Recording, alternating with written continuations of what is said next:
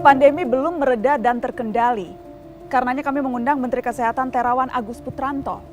Tentu tak ada sosok yang lebih tepat bicara kepada publik, kepada kita, memberi penjelasan tentang situasi sebenarnya dan sejauh apa penanganan yang dilakukan negara. Adalah Pak Terawan yang punya wewenang, akses anggaran dan pemberi arahan. Pastilah di atas sana beradu banyak kepentingan, namun Pak Terawan semestinya orang paling gencar memperjuangkan kepentingan kesehatan.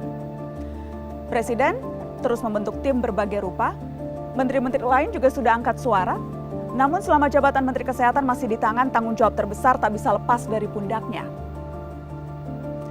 Kesekian kalinya kami mengundang, inilah kursi dan panggung mata najwa untuk Menteri Terawan.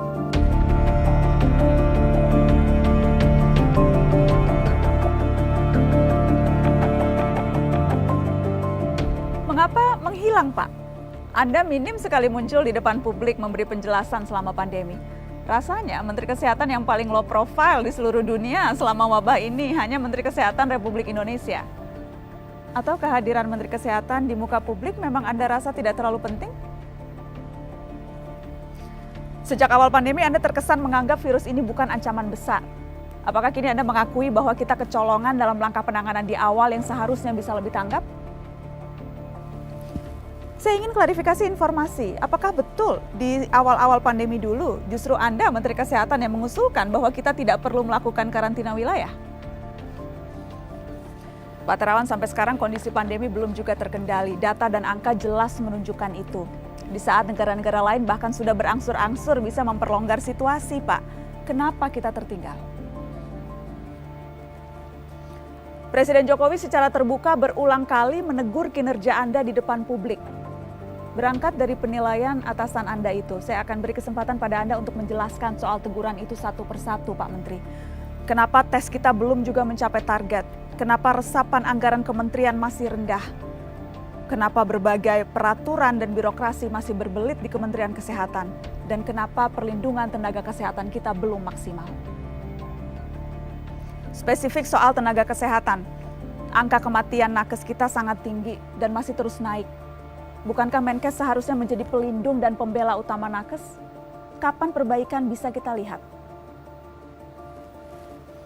Masih saja ada disparitas antara data pusat dan data daerah. Padahal data saat pandemi sangat krusial untuk menentukan kebijakan. Mengapa sampai sekarang tidak juga beres? Bagaimana dengan data bahwa gedung Kemenkes menjadi klaster perkantoran terbesar di Jakarta? Kenapa tidak terbuka dan transparan lalu menutup kantor, Pak?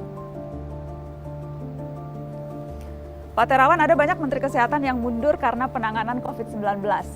Misalnya Menteri Kesehatan New Zealand, Ceko, Polandia, Brazil, Chile, Pakistan, Israel, Public Health Director-nya mundur, Kanada, Public Health Agency Presidennya mundur. Pertanyaan saya, Pak, apakah penanganan kita lebih baik dari negara-negara yang Menkesnya mundur itu? Yang jelas bukan hanya desakan ke Presiden, tapi publik diantaranya lewat petisi meminta kebesaran hati Anda untuk mundur saja. Siap mundur, Pak? Atau bagaimana Anda bisa meyakinkan publik bahwa memang masih layak menjalankan atau menduduki posisi yang berat ini?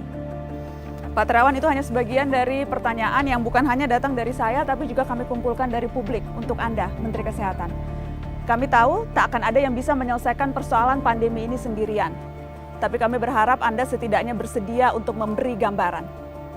Menteri Kesehatan Terawan Agus Putranto, waktu dan tempat, dipersilahkan.